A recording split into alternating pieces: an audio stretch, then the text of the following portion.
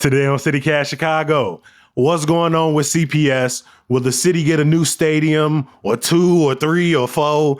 And what other stories are we watching in 2025? Executive producer Simone Alicea is in the building with me to break it all down. It's Friday, January 3rd. I'm Jacoby Cochran, and this is what Chicago's talking about.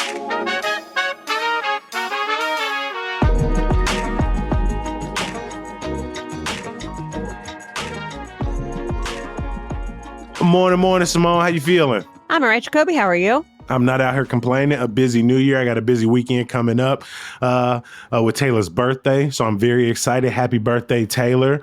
How did you spend your couple of days off? Oh, mostly not doing anything. I was in Seattle for a little bit, back home, and otherwise just sitting on my couch and watching Disney movies. It was great.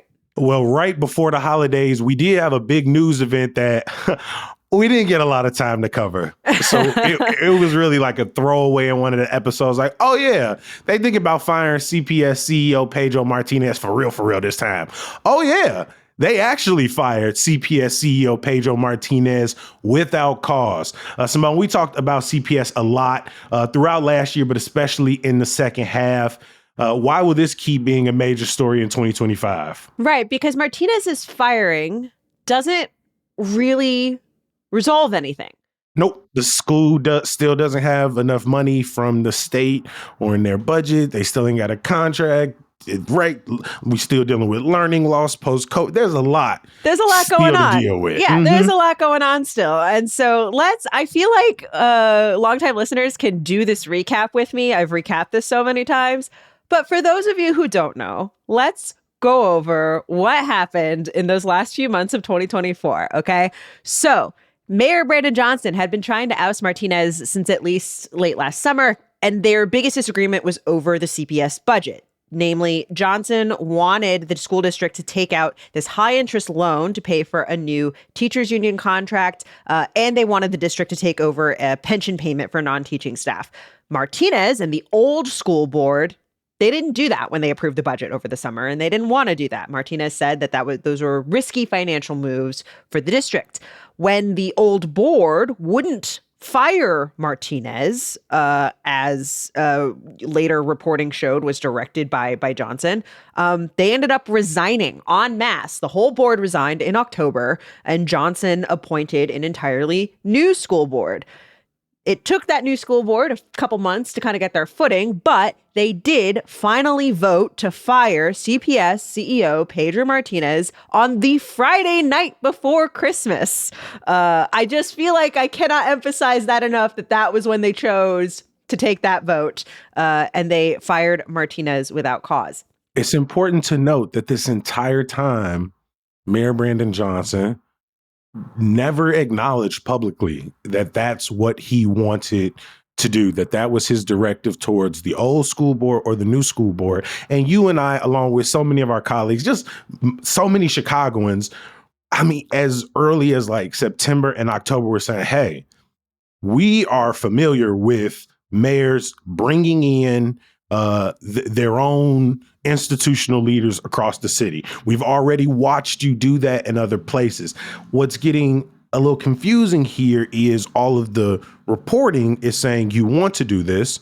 A new school board is coming in. I remember sitting here explicitly saying, if one of their initial directives before the elected school board is firing the CPS CEO, and at no point do you sort of stand up and take ownership for that, I think that is it. No matter where you fall, ally, hater, it's sort of a knock at transparency, and otherwise, a decision that is completely within your power. What it does is it creates this sort of issue about process. Why did the process go down the way it went down? And then it sort of takes away from, was this the right decision? Like, does it make sense to get rid of Pedro Martinez? Certainly there are a lot of people who think it was the right call. There were a lot of people who spoke in favor of that decision at that school board meeting where the firing actually happened, who think that Martinez is wrong for the district, who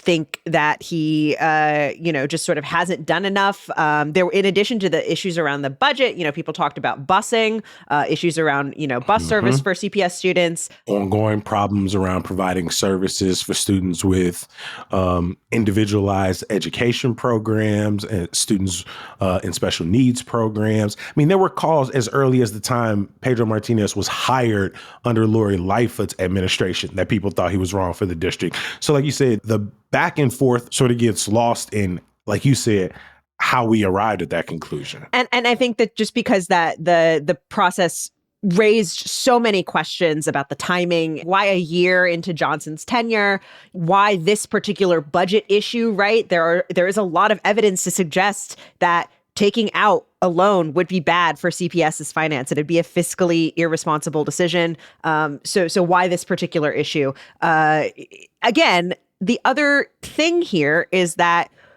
we were all asking the question going into the end of the year, what's going to happen to Martinez?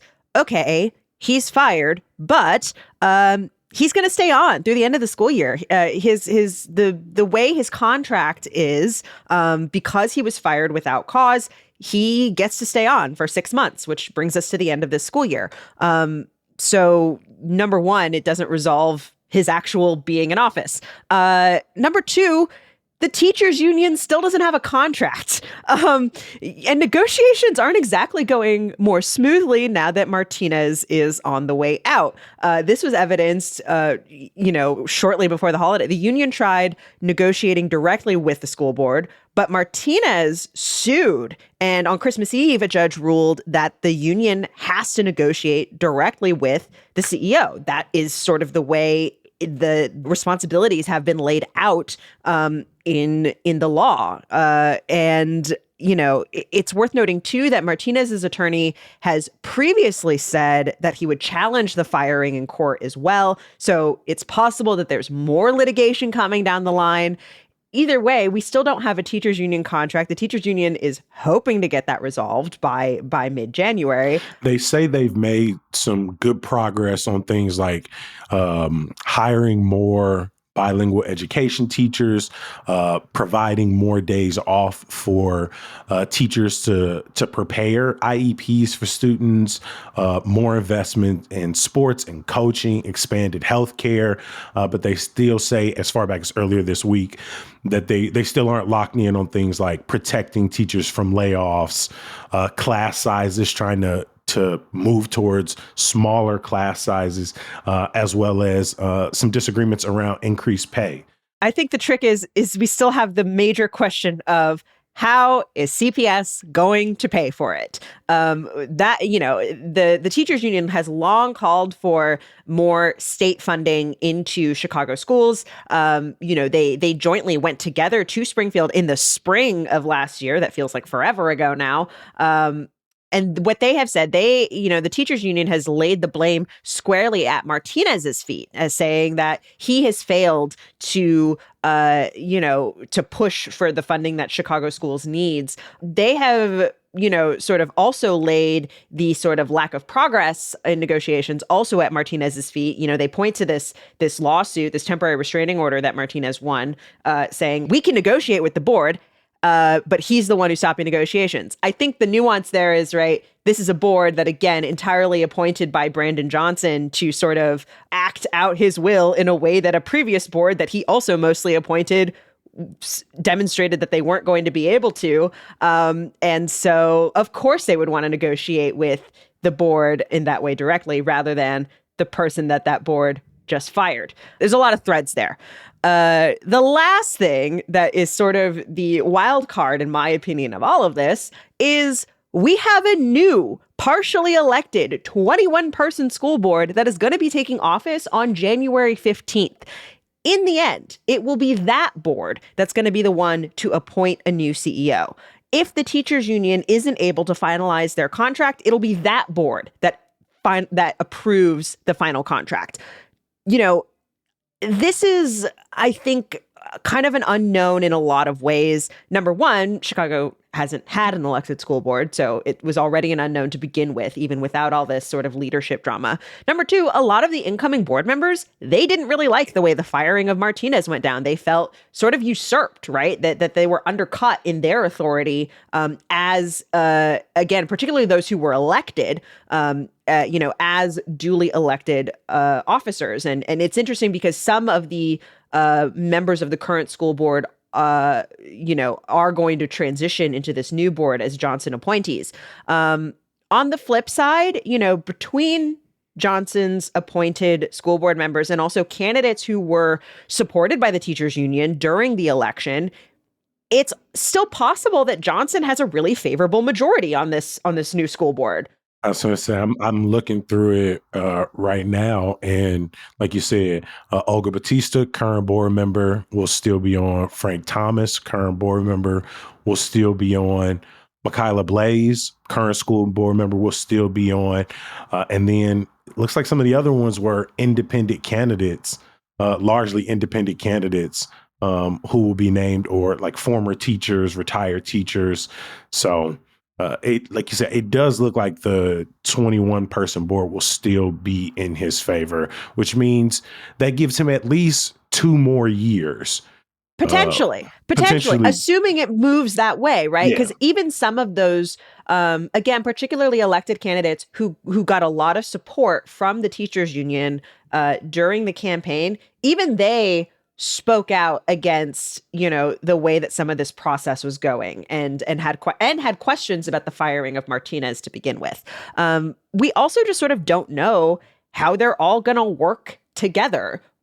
How empowered are they going to feel either to, produce innovative new policy or to act against whatever it is that the mayor is proposing at any given time.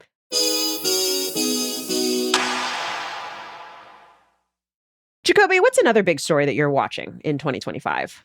I think the Chicago sports economy is moving into a very interesting place. I think there are a lot of competing narratives between shrinking records. You see the White Sox have the worst season in baseball history. The Bears are not winning more than 4 or 5 games. The Sky, unfortunately, had a disappointing season and I won't call it turmoil, but there's a bit of concern over the last few years. Have you seen the exodus of great players? And that's just a couple of teams. But then when we talk about the stadium gridlock that's going on right now, it's dominating so much of the conversation. The Bears have moved from an Arlington Heights plan to a heavily publicly subsidized plan to replace Soldier Field, to hinting at maybe going to the Michael Reese Hospital site, which is about 50 acres, 2 miles south of Soldier Field. The White Sox won $1 billion for a new stadium at the 78. The Chicago Fire owner says he'll pay for his own 25,000 seat stadium at the 78 between the River and Clark, right off Roosevelt. The Chicago Red Stars want help from the state for a new stadium, especially if the Sox and the Bears end up getting any money, which state officials will tell you till they're red in the face they have no plans of paying out. And then you got the Bulls and Hawks owners, 2 teams that are right now lost in mediocrity, talking about putting shovels in the dirt for a $7 billion campus right next to the United Center. And so there's a lot of clamor for new stadiums, billions of dollars in tax money. And of course, they're using this mediocrity as leverage to try to pressure. Which is wild, by the way. It's the number one playbook. I don't know if there could be a worse possible time to be asking for public funds for a new stadium for a couple of reasons. At least from like a public, sort of a PR perspective, right?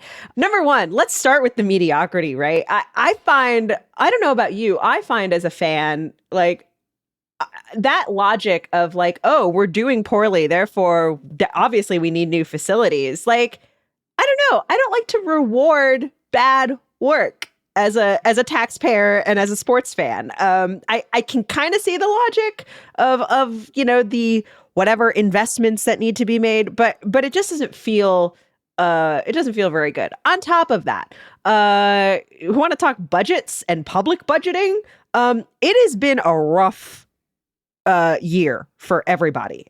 We have COVID money running out. Obviously we saw with the city budget, kind of how that manifested and how contentious that was.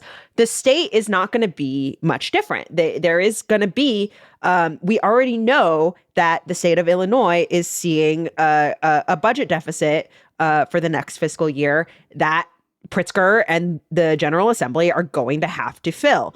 Which is why state officials, Pritzker and others, have said, no, we're not going to give you any money for stadiums. As far as like, oh, should we pay for public services or should we pay for stadiums? Like in 2025, I'm sorry, it's just that's nobody wants to see their mayors and their governors capping for billionaire stadiums. And I think while these are wildly different stories, wildly different cities and different situations, when you have things like the New York Yankees and the Dodgers playing against each other, and Chicago right there with sort of no teams on the map.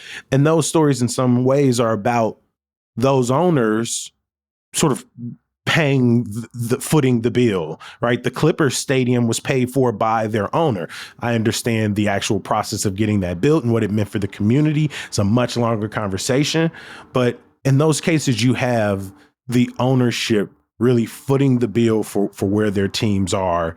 And here you have a history of owners who are not willing to spend more money, whether it's for stadiums, whether it's for talent, whether it's for amenities, whether it's for coaching, none of these things. And again, I don't think this is in any way Chicago's sort of biggest problem going into this year. But I do think it's a conversation around priorities. The hope is that this year, these stadium conversations don't take priority over public services, over increased investment in communities, right? Over really getting innovative around how we fund affordable housing and education. But I also do think when you have things like mediocrity and poor morale, it creates this vulnerability in which the state and the city try to fill in by putting a mega development in front of people and saying, hey, oh, look at all these new stadiums. We're on the rise. We're investing. We're back. And I actually feel like that is that relationship right now could lead us towards some really poor investments. I want to see all of these teams do well. I want to see fans excited. I want to see ticket prices remain low, even when the days are good. But I don't want the morale to lead towards a poor decision. Particularly when you think about, and like, to what degree should we be connecting the success of redevelopments like the 78, right? A big mega development that came with its own promises and sort of goals, or the Michael Reese Hospital site too, right? To what degree should we tie the success of those big things to these sports franchises? And then on top of that, you mentioned some of the women's teams, the Red Stars, the Sky, or even just the difference between sports, right? If the Sox and the Bears, if they do end up getting a bunch of state money, some taxpayer money, is that going to decrease the likelihood that some of these other teams maybe aren't going to be able to, or does that mean they should get some for equity's sake? That is a sort of a tough conundrum as well. I almost hope that this is a story that I don't have to watch in 2025. I almost hope that it kind of ends up staying under the radar. But I do think it's watching the stadium, the fact that we have so many teams right now all at the same time vying for new stadiums is, I don't know, it's very interesting to me. I do think eventually all of this noise happening at the same time, we will have to deal with it at some point.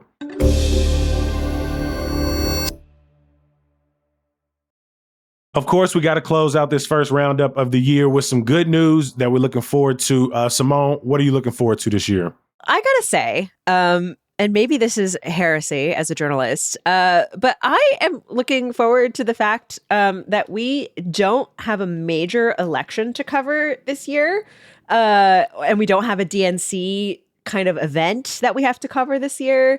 Between the mayoral election in 2023 and then, of course, all of the national elections happening in 2024, I am a little electioned out.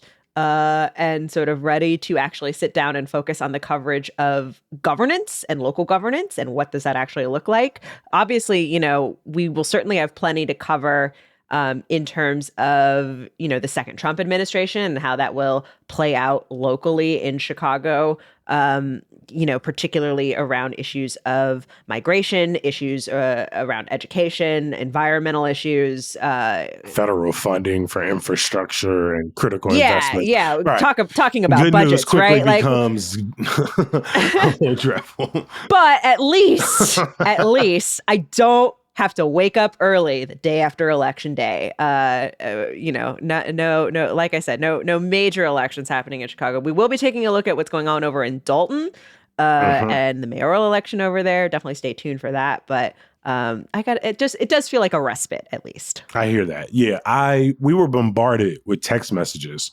all last year. The campaign messages were, oh man, the school board I got the school board text like crazy because I was in a super, super competitive district.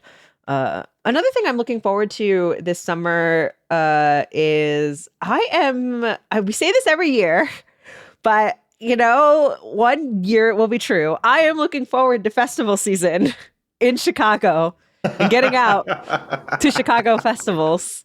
That is so far away right now.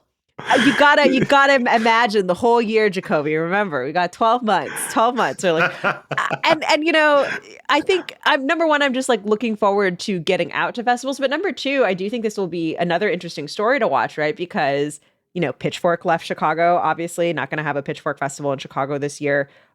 What's going to happen with Riot Fest? Last year we had we're in Bridgeview. Now we're back in Douglas Park. Who knows what's going to happen this year? And there was all that reporting that came out last year about just sort of the costs of festivals, both just, is the city actually getting the value it's supposed to get? Has it become too costly for organizers? What does this mean for Chicago's summer festival culture? But, you got to dream of sunnier days, Jacoby. That's part of getting through the winter is you think of the sunnier days ahead.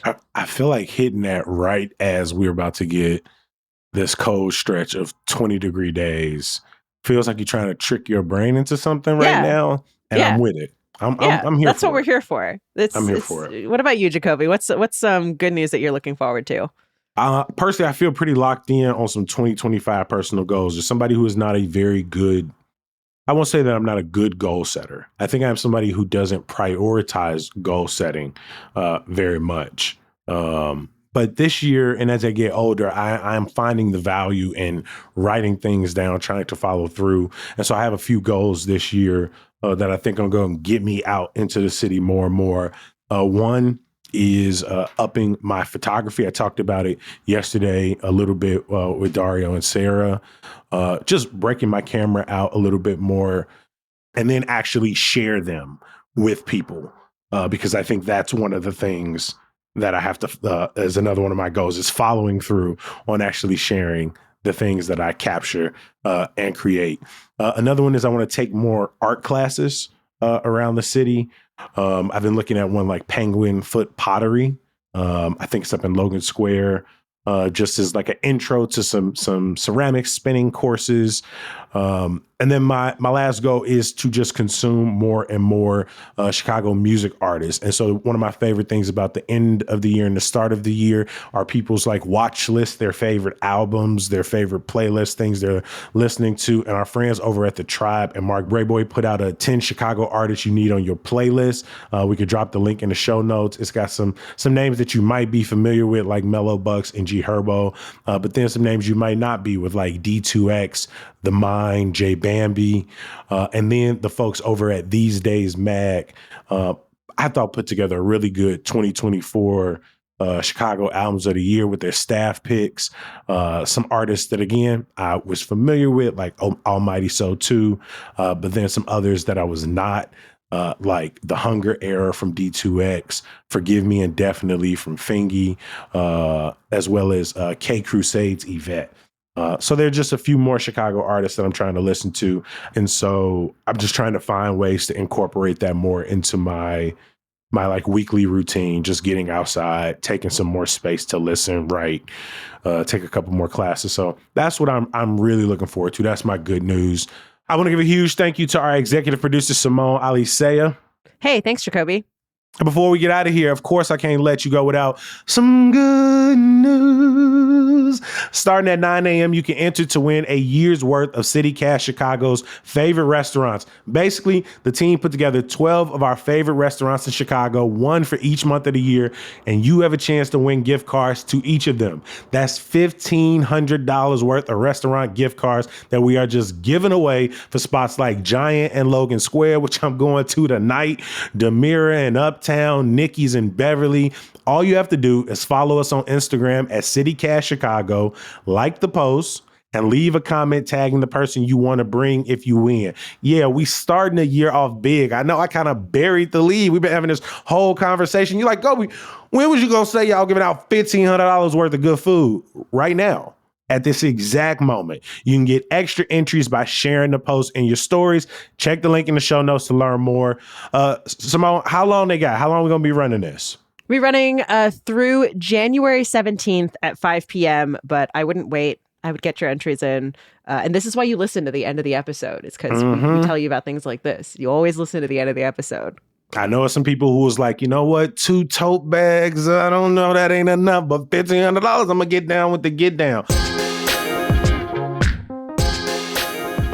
I want to give a huge thank you to everybody who makes City Cash Chicago and Hey Chicago possible. Our executive producer is Simone Alicea. Our producer is Michelle Navarro. Our Hey Chicago newsletter senior editor is Sydney Madden. Our roving producers this week are Elizabeth Kama and Selena C. Reynolds. The music we all love is from Sam Thousand, All the Kimonos, and Mark Greenberg from the Mayfair Workshop. And my last thank you, as it is every single episode, every single week, is for you, the people who make time for City Cash Chicago.